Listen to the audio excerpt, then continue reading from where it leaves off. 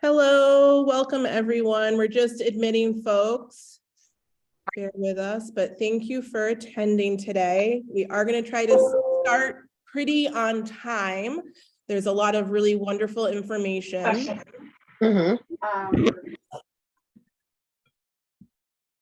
And what I would ask is that for the presentation, if you could put yourselves on mute, that way there isn't any background information, that would be helpful. And we'll be starting shortly.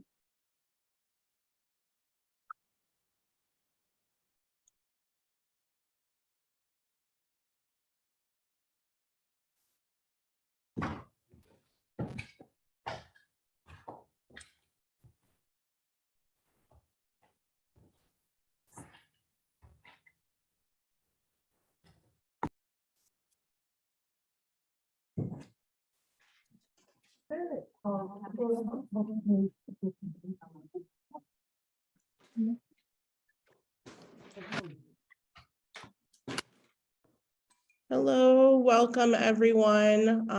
There's a lot of people in the waiting room, so I'm just trying to get folks in, but we will be starting shortly.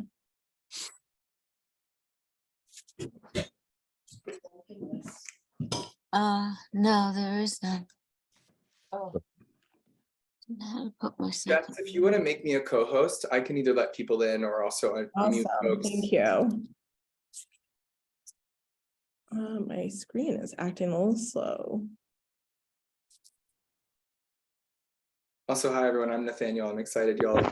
Educators working with families and LGBTQ plus children. Jim Hathaway, Executive Director of what?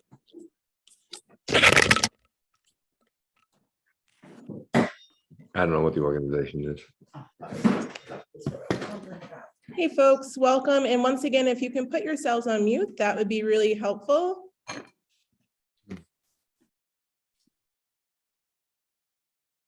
Okay, and hopefully people can see my screen at the moment. Welcome, welcome everyone. We're going to keep admitting people.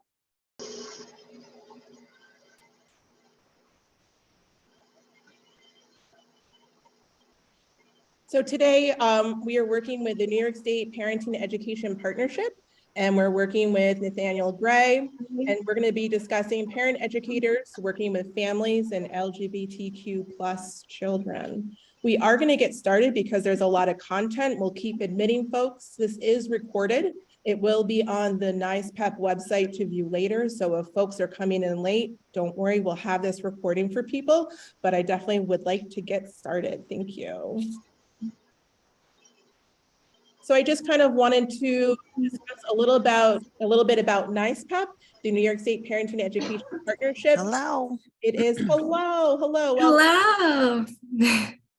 NYSPEP is a public and private partnership across New York State. It's a cross collaboration, and it is designed to ensure all children grow up in nurturing families by enhancing parents and caregivers' knowledge, skills, and behavior.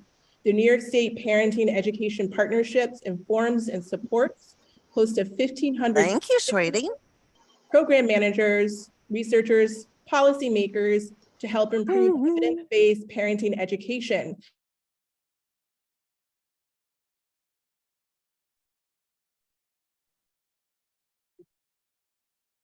Oh, it looks like I went mute for a second. Hopefully folks can hear. The organizational projects include Strong Roots Speaker Series. There's a parenting educator credential, support of our community coalitions, and like today, we have professional development series. If you'd like to connect with NYSPEP, I'm going to put it in the chat later, but you can find us on Facebook. You can also subscribe to our newsletter. Membership to NYSPEP is free, and there's also more information on our website about becoming a credentialed parenting educator. So I would like to welcome Nathaniel Gray. He is the Executive Director of the Pride Center from the Capital Region, and he's going to take over shortly. Nathaniel holds a master's in social work and leadership and policy design from Fordham University, and is a veteran of New York State government, working for the Office of Children and Family Services, writing LGBTQ plus focus policy for youth statewide, as well as supporting the LGBTQ plus affairs work for the governor's office for 2 administrations. He is now the executive director of the Pride Center of the Capital Region, the longest continually operating Pride Center in the country, working to make 10 counties of the Capital Region the most LGBTQ plus affirming counties in the state. Nate, we are so thankful to have you here. I'm going to hand it over to you shortly. I also would just like to thank all the organizations that contribute to NYSPEP, the New York State Parenting Education Partnership, as well as our funders through the Office of Mental Health. So thank you so much. I'm going to stop sharing and hand it over to Nate. Please feel free to put some questions in the chat. We'll try to get to some of them. And once again, if you could put yourselves on mute, that would be really helpful. And thank you all so much for being here. Yes, thank you. Awesome. Okay, I am just going to shift something quickly. I want to be looking at you as I'm presenting slides. So let's go here instead.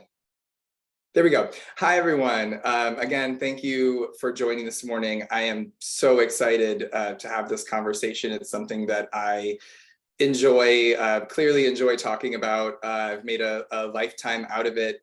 It's a life that sort of found me much earlier than I found it, and now I'm happy to get to do this work. So I'll jump right in and talk a bit about who I am. I have the chat, just so you know, I have the chat open. I'm loving seeing folks who are popping in and saying where they're from or where they're coming from. Thank you. As you have thoughts or questions as I'm speaking today, feel free to write them in the chat. I'm pretty good at being able to have an active conversation with the chat while we're doing it. So if that's something that's coming up for you, you can also hit where it says everyone. You can click that and just select me and send me a question, and I'll read it anonymously, so you won't have to deal with the concern that you're asking something that you're afraid people might think. I'll talk a little bit more about how uncomfortable this all can be in just a second. But before that, I just want to share, a couple of quick things about me. I grew up in Southern Ohio. If anyone knows what it means to be an LGBTQ kid raised in a family that does not know what to do about that, it's me. My parents met in the Marine Corps. My mom is a Marine. I'm just going to reiterate. Yes, my parents, both, my mom, my kiss your boo-boos, make it better. No, it's 102 and you look like you're walking just fine. Go to school. Marine parents, right? So my brother's currently in the Marine Corps. And I was raised in a conservative Christian church in Southern Ohio that preached that I was going to hell because of being who I am authentically 5 times a week. I did that from the time I was a small child until I was in high school. I was called horrible things the entire time I lived there.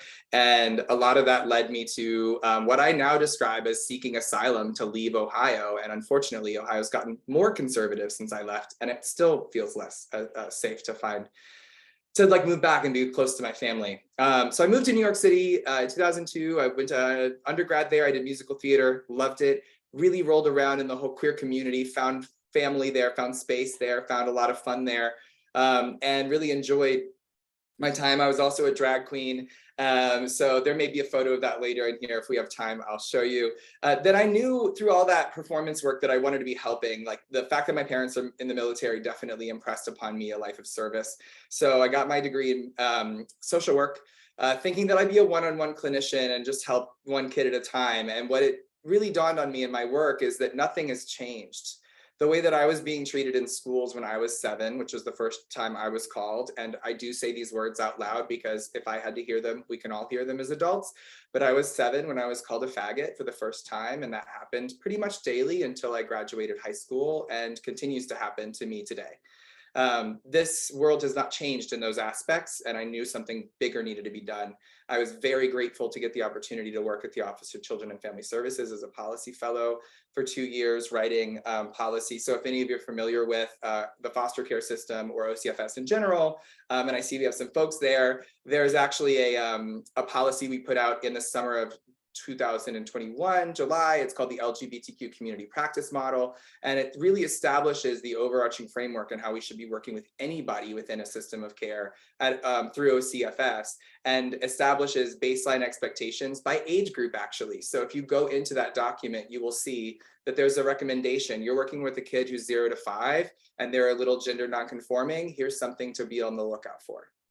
So I was really proud of that work. I'm proud of OCFS for the work that they've done and continue to do. And I also knew I wanted to jump into some space outside of that. And I had the opportunity to become the executive director at the Pride Center here in Albany, where I get to focus on the needs of the larger LGBTQ community of the 10 counties. I love the work that I get to do, and I'm grateful also to have these opportunities. So with all that background out of the way, I have a really big question.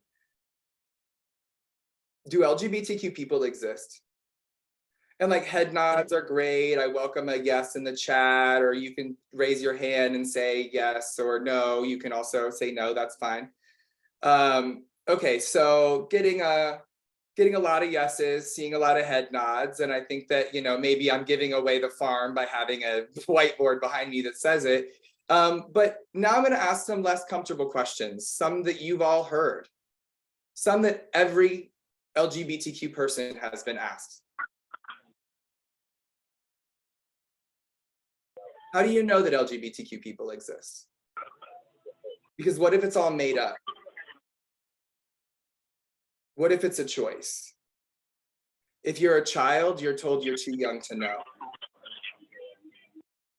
So I ask those questions, and for someone to go on mute, please, because those questions drive us insane.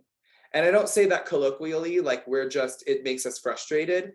I'm saying that transgender children are 5 times more likely to commit suicide than non-transgender children. LGB, lesbian, gay, bisexual children are 3 times more likely to commit suicide than other children. 40% of all transgender adults have already tried to commit suicide. Like I need to pause after that, because we have to take it in that almost half of the adult population who's transgender has wanted and actively tried to die. And when we are asked questions like this at any age, that is what's happening.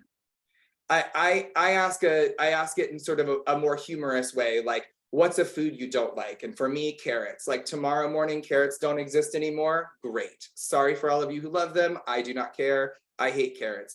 And I've been asked a million times why. And so I would ask you, like, if there's a food you hate, why?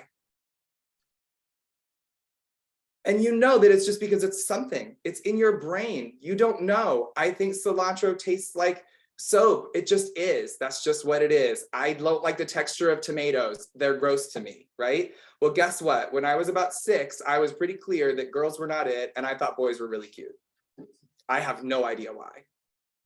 And if my rights and freedoms and the way that I get treated as an individual in society depend on me answering the question why, as opposed to just being accepted, it's going to impact me and our whole community. And so I offer this framing because before we get into what words should I say, what words should I not say, that's not the important thing right now. The important thing for me and our community, and what I see both at the state work that I did and at the community level I work now, and in my own past life, I know the way we are treated and our mental health is a specific slice of the queer marginalized experience that others don't experience. You know, erasure of us. They are literally making it against the law to be a transgender child in many states right now. It's erasure, right? And so what does that do to us? And how can we as adults stop that? And what are we doing all the time accidentally without any intention to erase? And maybe it's something simple like, well, I don't understand this, so I'm going to ask a question like, how do you know that you're transgender? And it's innocent, and it's not meant to say, I don't believe you. But when you're a small child and you're trying to convey something, those questions they can really impact us. So I've given a framing, I've introduced myself. I want to ask a big question after I just acknowledge that some of this can be pretty uncomfortable. So, I might be mentioning pronouns in here, and that might be awkward or weird for folks, challenging terms we don't know, gender, the word sex, sexual orientation, the things we don't know can be very discomforting for us. And so if they are foreign or new to you, then I understand that could be difficult in any of this. I totally understand. Someone wrote me something in the chat and I just wanted to read it. So someone just said how a person identifies themselves is how we learn who they actually are. Sadly, people don't want to learn because it's not what they have been exposed to or introduced to. So it wouldn't be foreign, right? So it's foreign to them. So really another big question before we jump into content, what is coming out? Write in the chat or actually just come off of mute. Like really big, there's no wrong answer. What is it? What's coming out?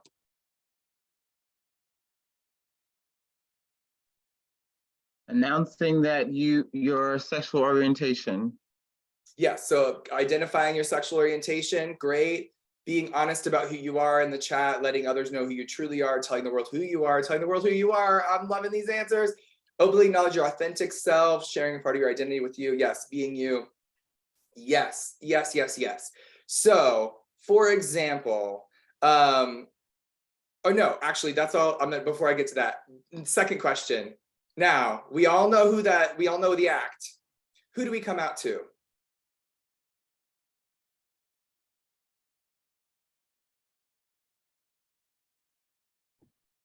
People you trust. Yes, people you trust.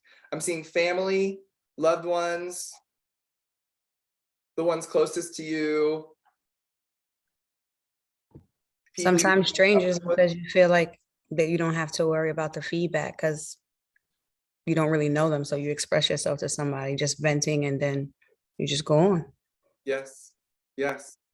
And I don't know who got these slides in advance, who's been cheating, but some of these answers are spot on to the point of this slide, which is it's a trick question. We come out to everyone all of the time.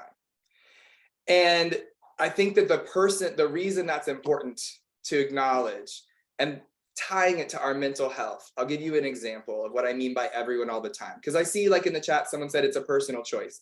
I wish that were the case. I wish it were a personal choice to say who I get to come out to and who I don't. But I also live in Albany. I have a boyfriend who is Afro-Latino, so he's darker skinned than me. We're a biracial, interracial couple, and we're gay, right? He's just as colorful and as flamboyant as I am. We both like having nail polish sometimes.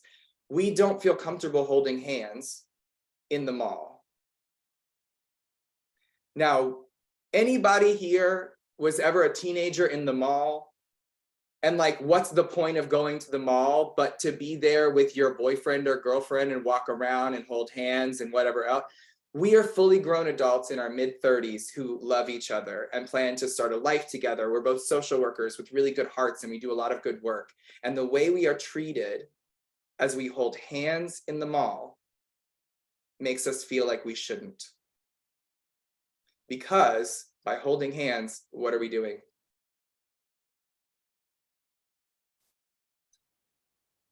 Coming out. Thank you, Stacy. Does that make sense? Does that land for folks? That like we have this myth that it's the idea that I beautifully sat down with my mom, and I will tell you, I had great moments coming out to my mom. I had great moments coming out to my dad, and there's been long conversations and all of that. That's true. But when I tell people what my job is, I'm coming out. When I was working at a private school as a teacher, talking to the vice principal who was married, she was talking about how she and her husband were really trying to have kids and that it wasn't working out, but they were really trying and excited. And we were in earshot of some students, but it wasn't like their conversation to hear. And then I mentioned to her that, talked about it. And I mentioned how excited I was. And this was 7 years ago, a boyfriend I had at the time, with feeling very good about it, yada, yada, yada. A parent emails to say that I should not be talking about having sex and my sex life on campus. And now, before we have a reaction to that, I want to reverse and say exactly what we were talking about. I mentioned that I was dating someone new, not that we had sex, but had we had sex, sure, we're adults. She was talking about what?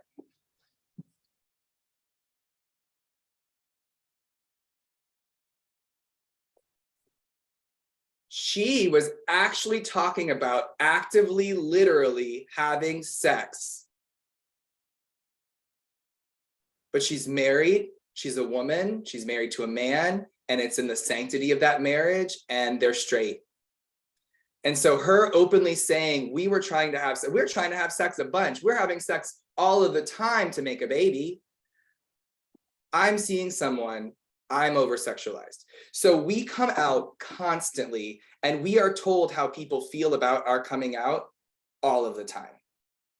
So I know that that's probably newer or different content than maybe you were expecting in this to start off with, but is that framing, has that changed anyone's thinking, or is there an empathy that's developed? Like, what are thoughts that people have about that? And especially think about kids, right? Kids in families whose parents are saying every day, you're gonna go to hell if you're a lesbian. Kids in schools who are being called tranny, or you shouldn't use that bathroom. Thinking about all of those things in context, has this shifted our thinking at all in the work with queer kids? And come off mute if you'd like, or type in the chat. Thank you, Diana. Diana says it should be more obvious. The coming out's not just starting out, but always. Well, and the always piece, the language that I've heard when it's an always piece is, why are you shoving it in my face? And so it's like, oh, I'm not trying to shove it in your face. I'm trying to hold hands with my partner. I'm not trying to shove it in your face. I'm trying to talk about the vacation I just had. I don't think straight people understand how awkward it is for us to always have to come out versus a straight person who just gets to exist. So, it's a daily struggle for us. Yeah. Thank you for that, Ashley. I really appreciate it, and for identifying, and talking openly. And Jessica saying it's changed the way that they think about coming out. And I saw recently a really great TikTok of a funny, I'm assuming gay kid, but maybe I should assume bi kid, where he just said, I created a new concept, and it's that all babies are born bisexual until proven otherwise. It's called bisumptivism. I assume all babies are bi, that's it. And prove me wrong, then that's when we'll move on from that. But when he said it, I was like, wow, that framing would save lives. That framing would actually save lives. If fourth grader, fifth grader says, comes home from school, I have a crush. If a parent were to say, oh, who do you like? Not, do you have a little girlfriend? The presumption that we can all just be attracted to folks in general, which you will see later in the slides is actually already the truth, would be really helpful in these framings, right? And so maybe in your work with families, helping families understand from the day that child was born, they were destined to be the child that they are. And we have to leave space for that, instead of waiting for them to come out and then making it a problem. So someone wrote privately to me, is tranny derogatory? And I just want to say that yes. So the trans community has had that. And here's the first thing. If you didn't know that before this moment that I just said that, anytime you've used it before this, do not beat yourself up and think like you're a horrible person. And I'm not here to say that. What I'm here to say is, in the community, transgender people have been called that so many times in such hurtful and horrible ways that maybe amongst themselves, they'll use it here or there, but it is not something we should be calling transgender people. And a big reason for that is, anytime we boil a group of people down to a noun, right? Like the Jews, the Blacks, the gays, the trannies, right? As opposed to a transgender person, right? Person first language. It becomes very easy to make it derogatory. So I'm gonna look at the time. Okay, we're not doing too bad. So here, I just want to see what this says. And thank you. Raina says that it's dehumanizing, and I would absolutely agree with that. And beautiful name.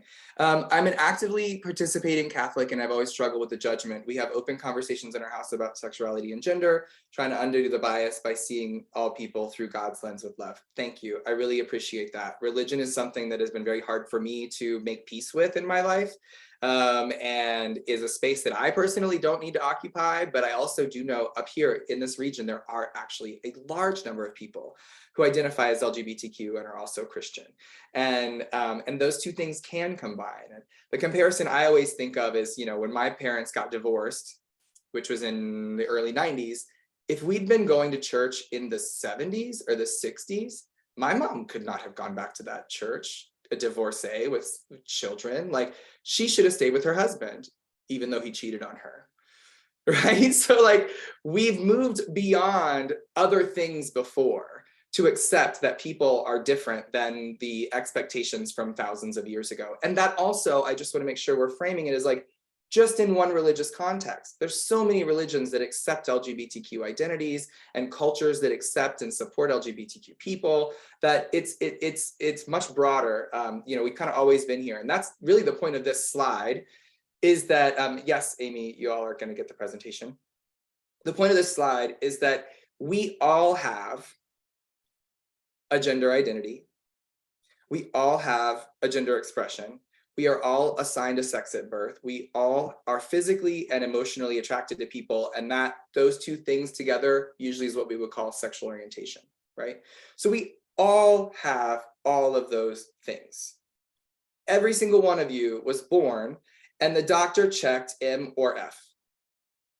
All right, so on the sex spectrum, that tends to be what we have, but that's a misnomer because we actually have intersex people. People who are intersex are born with both male and female reproductive parts. They make up about 1/1000th of the babies born. And what's important to know is that they're also usually, there's surgery that's forced on them to require their bodies to instantly look more aligned to one or the other. And then they develop their gender identity, which we'll find out more about later, and it's not aligned. And they realize that they've had non-consensual surgery on their infant body. And so as a community, they have been very vocal too, that they've just been erased and ignored. So those three categories, that's sex, not gender. And when we talk about sex, what we mean is primary sex characteristics. Did the baby have a penis or not? Like, that's the point, I think, of the sonogram conversation. That's what the doctor's always looking around for. Is it there? Is it not there? Oh, it's not there. You got a girl, right? It is there. It's a boy. But the thing is, there's also chromosomes. We all know about XX and XY, but there are people who walk around with XXY, XYY, and other types of chromosomes. That might mean that they look in every possible way like a biological female, someone who's assigned female at birth, but they might produce more testosterone. They might have different body hair. They might have all sorts of different things, right? And so this is also considered intersex. It can impact things like fertility and all sorts of stuff. And then I just want to gift you some language quickly that I've said it a couple of times: assigned male at birth, assigned female at birth. So that is really the best way to say, you know, like, let's say I were a transgender person. Then I would say, well, my name's Nathaniel. I identify as transgender because I was assigned female at birth. And the big question that would answer for every adult, and I don't know why, it's our brain's default to want to know, what's in his pants, right? That is just our brain's default when someone says they're transgender, and we have to let that go. It's not our job to know that, but I'm going to name it because I think it feels dumb to not. Because everybody out there, that's even me, that's where it goes. And so when you use language like assigned male at birth, that's an opportunity to explain, this person was born with a penis, but that's not who they are anymore. And that's not what we're going to talk about, right? They were assigned male at birth and that's dead. So assigned female at birth, similar, right? This person was born and assigned female based on their anatomy, but that's not who they are anymore. And those are really important when you're talking about, like, for example, if you're working with a child in a system of care and they identify as a transgender boy, and they're 15 years old, they've been on hormones, they've got facial hair, their voice is starting to change, and in all aspects, they look like a little boy. or teenage boy, and they still have to get a pap smear. And Medicaid requires an F on their documentation to pay for a pap smear.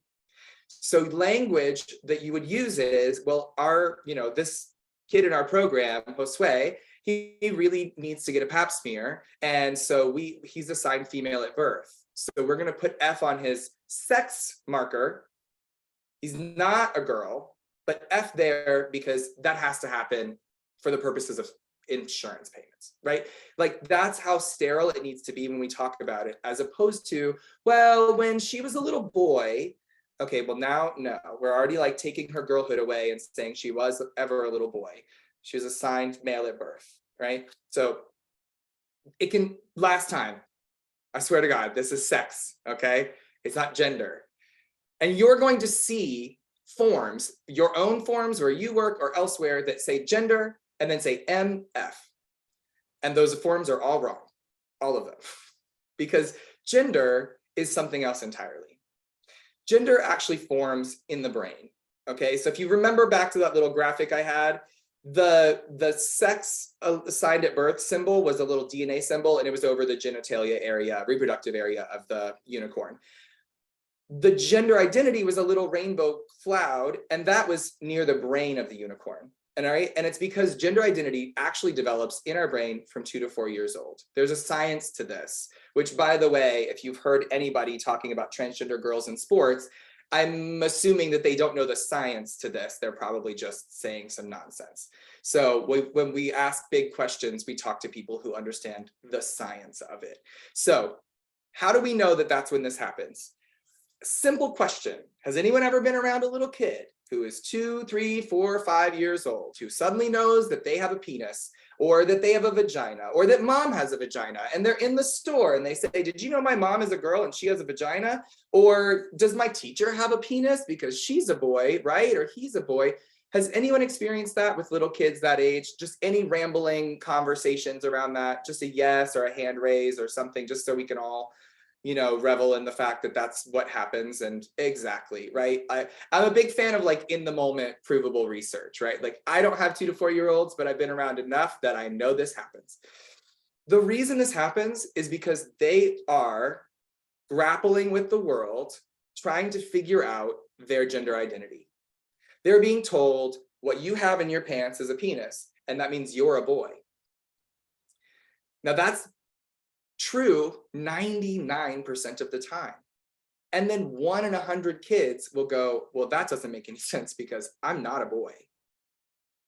I know that I have a penis. I understand that, but I'm not a boy. So like, do you have a penis? Because you're a boy and I would rather not be a boy, right? I know that I'm not a boy. They start asking questions. And so all kids are asking questions to figure it out. And then trans youth tend to be, at this very young age, insistent, consistent, persistent. That's what the therapists say, right? I am a boy. I don't know when. I worked with a trans girl once on her 3rd birthday. She said, so is for my girl birthday, like the boy birthdays are done. I'm not a boy. Can you stop giving me boy birthdays? I need a girl birthday. Is 4th birthday when you know I'm a girl? Because I don't want this birthday. And it was not something like, I want to be. I wish I were. I think it'd be nice if I could wear dresses. No, I am a girl. When will you get that? I'm sure. And then we as adults go into all those questions that I laid out at the beginning, where a child has very clearly stated who they are and what they are, and yet we need to ask further. An example that I use around that is if a 3-year-old walked up, your 3-year-old walked up and said, I know that I'm a girl and you're not understanding that. In our world and society, there's room for doubt. We allow ourselves room for doubt. If a 3-year-old walked up and said, Mommy, that peanut butter sandwich, I'm like, my throat's scratchy. I don't think I should eat peanut butter. It makes me feel, my face is hot. Would we go, how do you know? Let's wait. Let's wait and make sure that that's happening. Because I don't know that that's happening. You're just telling me, but like, what could be happening?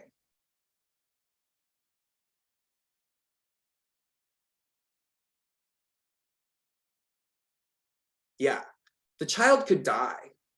This could be an anaphylactic shock situation. Most families would instantly drive that child to a hospital, get an EpiPen, call their doctor, say, okay, well, you know, my mom has a peanut allergy, maybe it runs in our family. All of that happens, but in a world where transgender children are 5 times more likely to end their own lives because of how they are being treated, we don't believe them. So we have to start being more aware that they are telling us who they are, and when they tell us, when we tell them they're wrong, they either have the choices of fighting back with their parent and arguing, or saying, okay, fine, and their mental health will begin to deteriorate. Some other language to just think about, and we hear it a lot, it's hard to break for me even, is male and female. Those are sex-related terms and inherently science-y terms. And man and woman is what we would say with gender. So the reason that's important is because, so first of all, I have plants, right? I have plants that are male and female plants. I don't have men and women plants. I own 6 chickens. I have chickens that are male and female. I don't have man and woman chickens, right? So when we use male or female, especially only about transgender people, we are dehumanizing, we're depersonifying them, and we're making them something sciencey and sterile. And the reason it's important to know is because there are people using language like, well, that child's a biological male. And instead of saying that transgender girl was assigned male at birth, they're trying to tell the world that this is a boy, right? And so in those moments, the purpose of it is hurtful. Right? It's not helpful. And so as much as we can not use that language and lean into boy, girl, man, woman, when we're talking about trans folks, especially, the better. I had a question up here that I wanted to just see. So someone wrote to me privately, their 10-year-old assigned female at birth, socially transitioned 2 years ago, meaning that their child started going to school in boys' clothes, I would assume, or gender neutral clothing. It's gone well with lots of family, school, community support. Recently, he's chosen to wear more feminine clothes and have girl days. And he says any pronoun is fine now, and asked me what the boy version of a tom girl is. I couldn't find a term for trans femboys. Any thoughts? So, and tomboy is what you meant. Great. I have a million things to say about that. I'm going to come back to it. Another private question, is it possible for a 4.5-year-old to already know their sexual orientation? I don't know if I'm stating this correctly. I apologize if I'm not. Thank you for trying. I have a 4.5-year-old who for about a year tells me she has girlfriends and not in the context of friends. Her list contains JoJo and Harley Quinn. I mean, those are some cute girls. Those are some classic girls to be attracted to, I think, right now. So yes, as far as knowing, yes. And I think of it this way. If I had lived in a world where when I was 5 and trying to bat my eyelashes at the boys on the playground, because I knew in Looney Tunes, that's what the girls did, these big eyelashes, right? I would have said, boys are cute. I wouldn't have said, I know I'm not straight, because it wouldn't have occurred to me that straight exists. I would have said, I think boys are cute. And so I think to answer your question about your 4.5-year-old, you may have actually created a space for this child that's so visibly LGBTQ and supportive, and the world that they live in, that they don't realize they're saying, I'm not something. All they're saying is, I am something. Right? And I think that that's the lens change that we have to start making. That's that bisumptivism about kids, right? And understanding that that's a reality. Yes, and I'm seeing folks write in the chat that gender fluidity is a thing. So yeah, that was what I was going to say about that as far as tom girl, tomboy, all that stuff. The gender fluidity is very real, being gender non-binary. And also, reminder, teenagers are still teenagers. There are 13-year-olds who are vampires, and that's how they live every day. They are goth, they are demon slayers, they are whatever it is, and they're obsessed with those things, right? So some LGBTQ youth become obsessed with the idea of gender, the terms, the labels, the concepts for them. They think about it all the time. It's really all they can do. That's teenager too, right? So like, let's make sure we're also always being aware that, 3 teenagers in a room deciding that a 58th gender exists is not the same as 3 academic educated specialists in gender studies coming to doing research with 12,000 teenagers and discovering that a 58th gender exists. Okay, like just bearing those things in mind.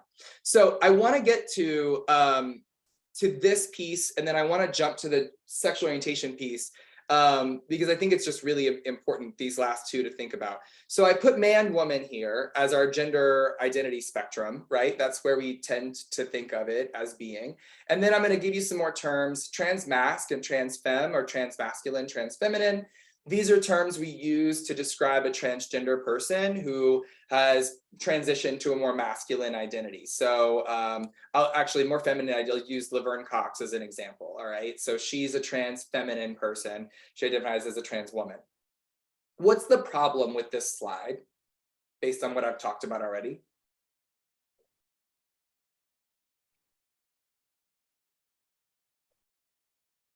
Boxing people in one or the other?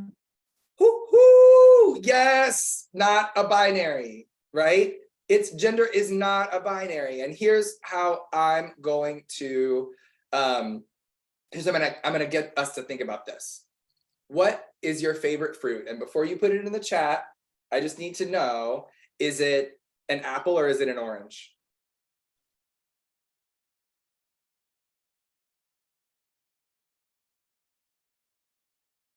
Okay, so I see a neither. No. Maybe people didn't understand this. No, y'all didn't understand. Peach, no. Kiwi, no. Strawberry, pineapple, no. Those aren't fruits. You can't decide that that's a fruit all of a sudden. I said it's apple or orange. No, that's not how this works. And I'm glad that you all wrote three of the ones that I actually have up here. Watermelon, kiwi, blueberry, peaches, right? Like there's so many fruits out there. There's so many different ways to enjoy something. Why are we saying it's one or the other? Okay, the reason that we talk about things being one or the other, and I'll go through this quickly, and then I'll come back to that. So some people feel more comfortable on the binary. I use Laverne Cox as an example. So she's a trans woman. Calling Laverne Cox a gender non-conforming person or non-binary person isn't great. She's a trans woman. That's how she identifies. And there are non-binary people too, right? So we don't always have to make everything gender neutral, and we don't always have to make everything specific to one or the other. And that you might say, wow, that's so hard to figure out. And you're right. So the rule of thumb is letting people define their own gender and listening to them. All right, because I've given you those buckets that you just saw, but that doesn't mean that those are the only buckets that exist out there. All right, quickly, I want to go through this because I just think it's important for us to be aware of in our society and culture. There are stereotypes that have come about, and I'm just going to name them quick. And if anyone disagrees with me, say you disagree, but I think we will all agree. Men in society have to be strong. We're not allowed to cry. We're supposed to be the breadwinner. We're supposed to be the people who, like hold our emotions inside and we figure it out. We have to be angry as well. We have to protect everybody, right?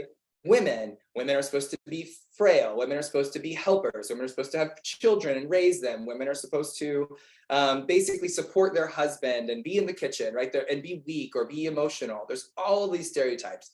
Would anyone disagree that those are stereotypes in society? That those just exist? They're not good. They're not right, but they're big overarching stereotypes. So I see some disagrees.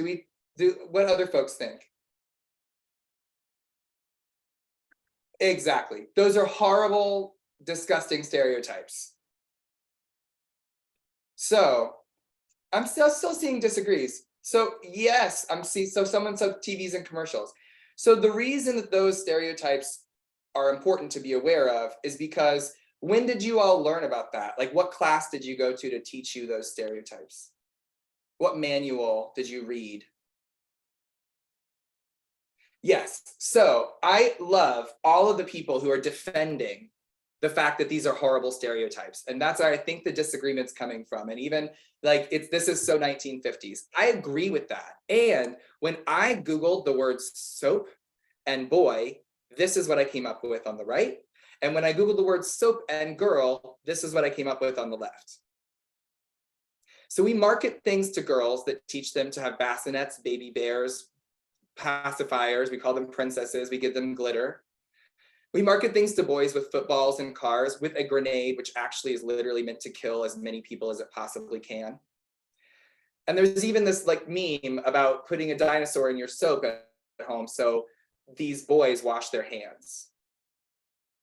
These are stereotypes. These are real. When you're a little boy, you are made to feel like you're dirty. When you are a little girl, you are made to feel like you must be clean.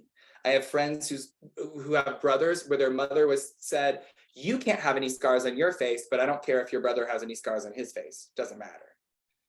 All right. We also have spaces like pen, right? I Googled pens and pens by gender. This came up. Bic literally made a line of pens for her. What about them is for her?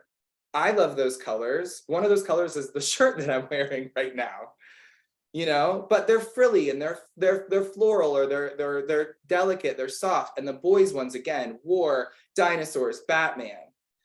Then we go into, I did couches, benign. I didn't think it would be this obvious, but literally the couch difference. What blows my mind is the top left couch and the top right couch are the same couch. Look at them. They're basically the same couch, but one is plush pink velvet and the other one's black leather and steel. And so they must be for either a man or a woman.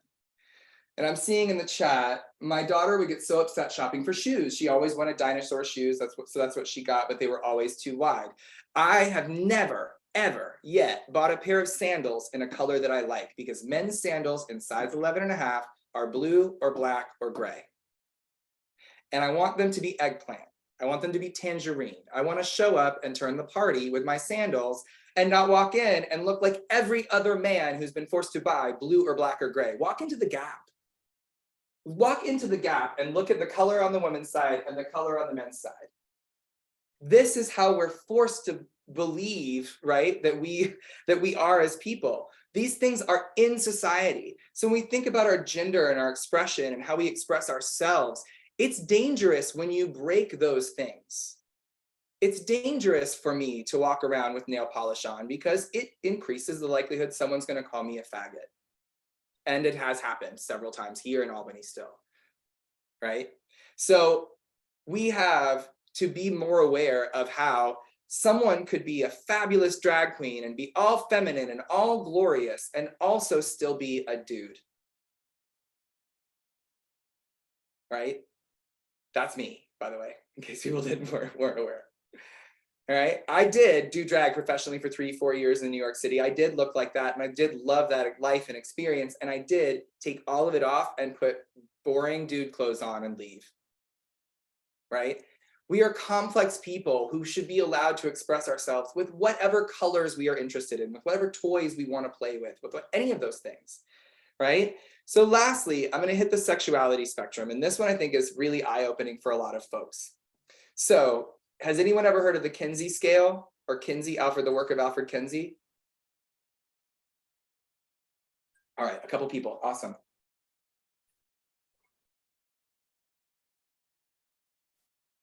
Yes, awesome. So Alfred Kinsey did research in the 40s and 50s with all people. He interviewed over 5,000 men for his book about men and over 6,000 women for his book about women. And what he interviewed them on is he was one of the first people to just openly ask people about their sex lives, their preferences, the things that they've done, the things that they will want to do, all of that stuff at a time when no one was talking about that. To the point about things being so 50s, right?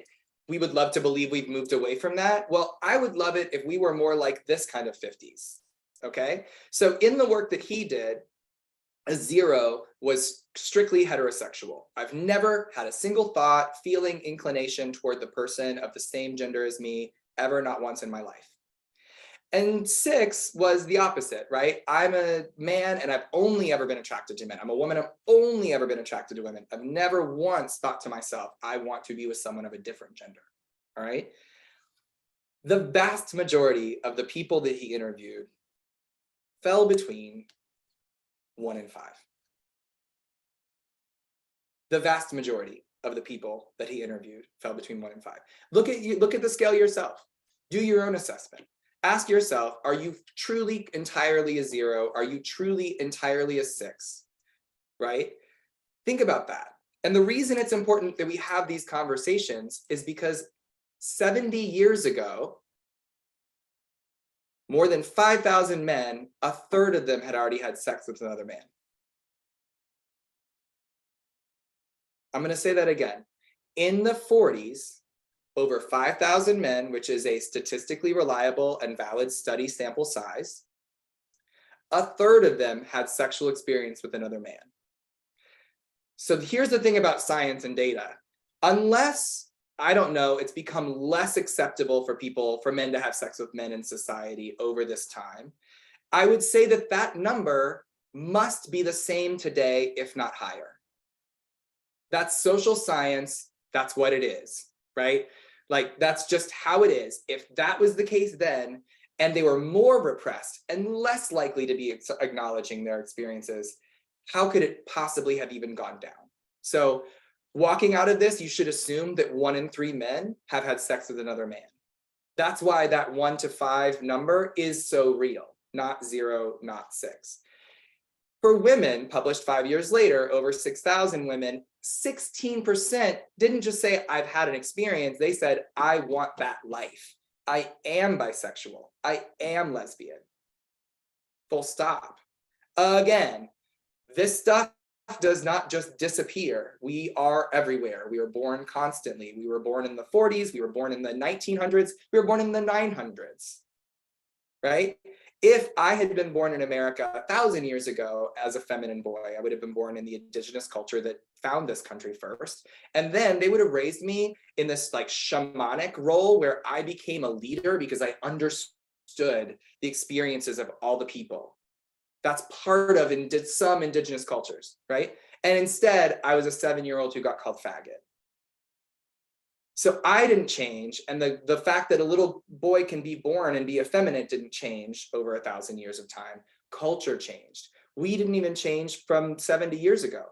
People have been LGBTQ+, and happily so, for a very long time. So we have 9 minutes, and what I'm actually going to do is go through these quickly to say it's not great for the kids and their mental health, all right? Bullying is a big thing still in schools. Every school that I've gone to, I ask every school group to raise their hand if they've heard the word faggot in their school, and most kids say, I heard it today. I've had one kid say, I heard it about walking to this assembly, which I can only assume means it was about me. So nothing has changed in that regard. School bullying is still an enormous problem. Kids don't feel safe there. And when they don't feel safe in schools, they don't do well in schools. We also see a lot of kids who, when they don't do well in schools, they end up in systems of care, right? They end up having problems at home, or they end up getting their parents are called from educational neglect because they refuse to go to school, all right? So they might end up in foster care. They might have been in juvenile justice or in homelessness, but they're only 8 to 10% of everybody. And we make up 40% of the people in youth homelessness right now. So other disparities that we experience. Queer kids are more likely to experience physical and sexual assault. We're much more likely to experience things like drug and alcohol abuse. Depending on your identity, if you're transgender or questioning, it's worse. If you're transgender, you're not likely to just do drugs or like marijuana and alcohol. You're more likely to go to things like methamphetamines, which we know how dangerous those things are, especially with the drug overdose crisis we're facing. And then this is the part that I really don't like talking about, but I think if we don't talk about it, we are not honoring the fact that it's real and it's happening. My first social work job was doing counseling work with homeless queer youth. I worked with several queer youth who just told their families they were transgender and they were beaten out of their house, and they live on the streets now. And how did they get from being beaten out of their house to living on the street? Well, they had to have sex with a lot of people. They had to have sex with a lot of people for money or for shelter or for food or for drugs or for clothing, for anything. I had a youth one time say, I don't mind being a trans homeless youth sex worker who has to do that to survive. I wish I weren't Black because at least the white trans girls get to sleep over. They just drop the Black girls off. This is the reality. This is what happens when we ignore that society is treating a whole population like we don't exist. This is what happens when we think it's two sides. Like, well, what's the parents' rights in this situation? This is me saying this. I don't think that that's real. I think parents need to be educated. We wouldn't ask what the parents' rights are if a child had cancer, if a child were autistic, if a child needed any other kind of support or care. We would not say, but what if the parents don't want them to get chemo? We would say that's abuse, that's medical neglect. All right, so these are the real risks of being an LGBTQ youth with families who don't want you to be. Suicide risk is super high for us. I also just want to say quickly that COVID messed a lot of queer youth up. Imagine sheltering in with families who do not want you to be LGBTQ, or you've been out at school for 2 years, and then suddenly while you're on your home classroom virtual Zoom in, one of your friends calls you something and your parents hear it, right?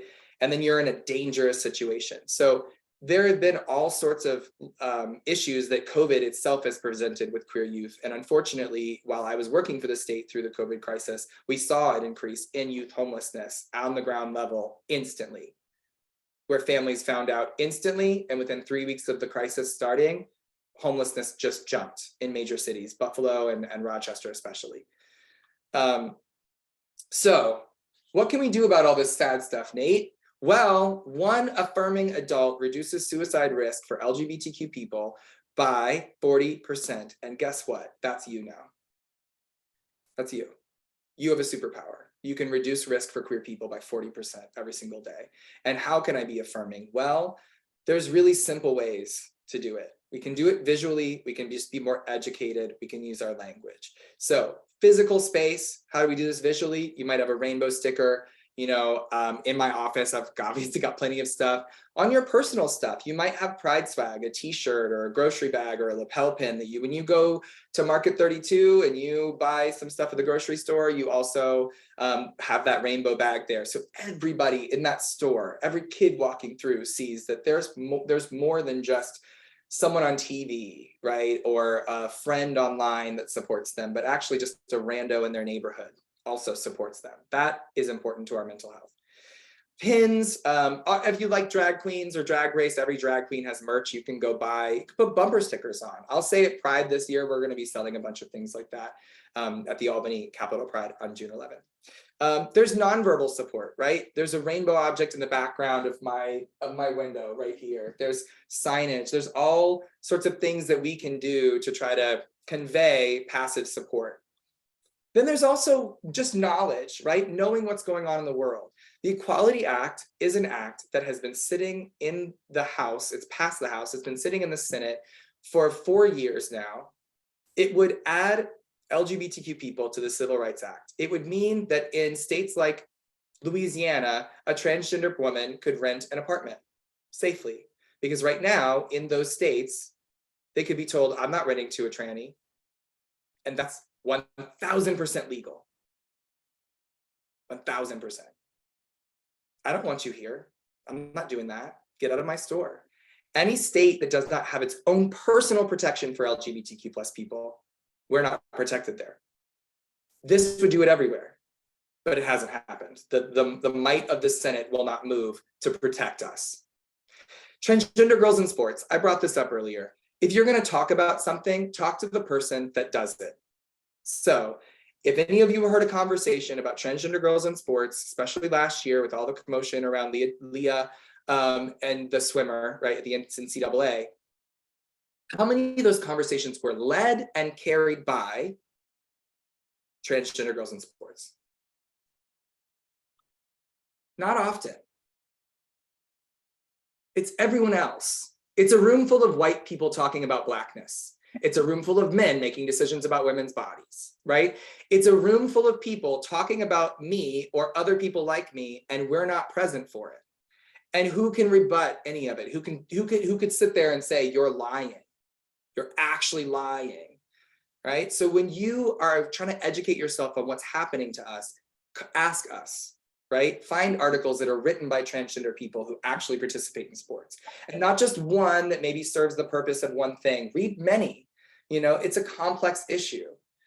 So knowing that they, them is a singular pronoun now alone can be helpful, because it helps you say things like, actually, they, them is a singular pronoun. You know, assessing our language, we say things like manpower, little lady, understanding that there are no such things as girls' toys or boys' toys, girls' soap, boys' soap. It's just soap. It's just couches. It's just toys. That's it. And then we can also ask and provide our pronouns. We can say, hey, my name's Nate. My pronouns are he and him. What are yours? That's really uncomfortable at times. I completely understand that, but we just need to try. And then when we try, we mess up. So there are ways that we can just sort of move through it, right? I didn't know he, oh, I'm sorry. They use the she pronoun now. I didn't know she, and then you keep going, right? We're gonna keep making mistakes. The biggest point is to just try and be supportive, to understand that this is really difficult for LGBTQ plus people. There's a mental health aspect to this that's bigger than our adulthood and asking questions like, do they know? How would they know? They do know, believe them, help them save themselves from their own mental health and be supportive. I will also just share with the 1 minute left that you can reach out to me at the Pride Center. I'm going to drop my email right here in the chat. As well as our website, which is about to actually be brand new, and I'm very excited about that. To connect with us about further opportunities. So this was the super fast version of this. I can do this usually over about an hour and a half, 2 hours. We work with parents, we work with all sorts of different folks, and we would love to come in and work with you all and also answer any questions that you have. Thank you for your time and attention today. We really appreciate it. Thank you, Nate. And thank you so much for everyone contributing your thoughts and your questions. This was really great. Again, this was a really brief overview. If you go onto the website for the Pride Center, there's also a really fantastic resource section in there. So there's all different kinds of resources. There might even be Pride Centers in your area as well. So this is just one step forward in your kind of journey in all this. So thank you so much for being here, everyone. As a reminder, this will be posted on the NYSPAP, the New York State Parenting Education Partnership website. It usually takes us a couple days to convert it over, but for folks who couldn't join us or maybe missed a few minutes, it will be posted there for review. And Nate, thank you so much. It's always really great to sit in the audience and listen to you. And thank you for what you're doing for children and for families all across the state and country. Thank you. Thank you. Thank you so much. Thank you all for the work you do. Thank Have a you. lovely day. Have a great day. Happy Valentine's Day. Happy Valentine's Day, y'all. Yes. Happy Valentine's Day. Yes, happy Valentine's Day. Thank you so much. This was